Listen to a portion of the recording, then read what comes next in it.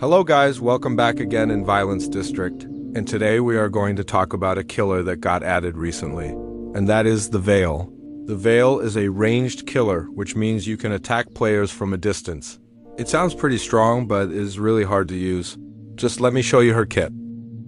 As you can see, she has two abilities, Pierced Vow and Through the Veil. Let's start with Pierced Vow. When using this ability, the Veil switches from her dagger to a spear. By holding down the attack button, she starts to wind up and charge the spear, reaching maximum power after 1 second. You can throw this spear anytime you want, but if it reaches 7 seconds, you will automatically throw the spear. Each spear recharges every 15 seconds with a maximum of 2 spears you can store. So what makes this ability great? Well, first of all, you can injure or down a survivor from a distance, which is really satisfying to hit a survivor with this skill.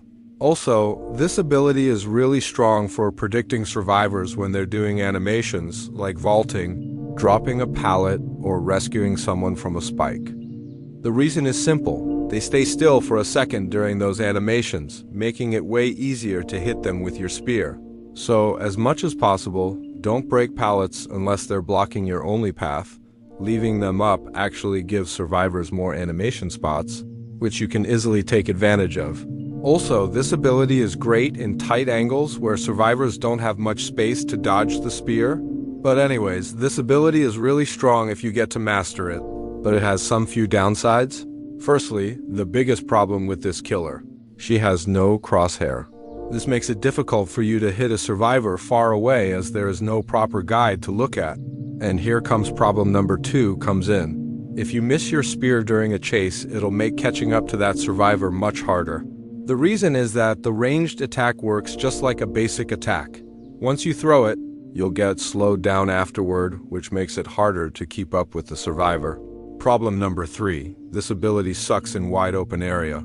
The reason is there is so much room for survivors to dodge your spear, unless you have an insane aim.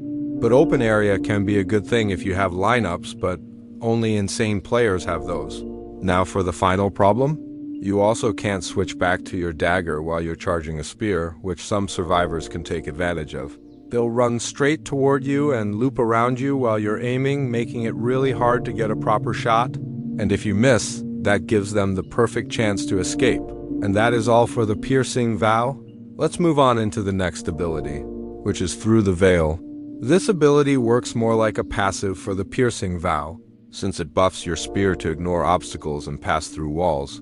It also makes the spear lighter, increasing its throwing distance, which is super useful for hitting survivors hiding behind walls or really far away. After throwing the buffed spear, the ability goes on a 30-second cooldown, so you'll need to use it wisely and make every shot count. This ability is great for checking generators behind walls, letting you see if a survivor's working on one, and if they are, they'll get completely surprised by the sudden hit.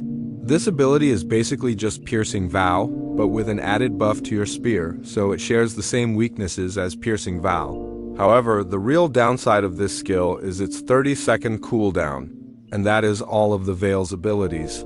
Now it's time for the perks. The perks that I think would suit her the most are the ones that highlight survivors, since they make it so much easier to line up spear shots or predict where survivors will move, especially with Through the Veil on active. And that is all. So what are your thoughts on the Veil? For me, she is a strong killer. But as of right now, I feel like players will choose to ignore her because of how difficult to use that killer.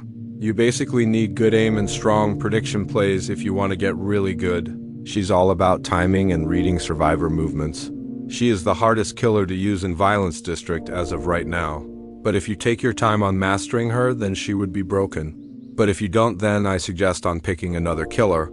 And also, before I show you my gameplay, as you can see, I have a crosshair, that tiny red dot in the middle of the screen. It is because I download Crosshair V2 to have a custom crosshair, just to make it easier for me to use this killer, and I will be using it during my gameplay. If you want to try it, then go ahead, it's completely free. If you main the Veil and you don't have any crosshair, big respect to you. But anyways, enough yapping and enjoy the gameplay.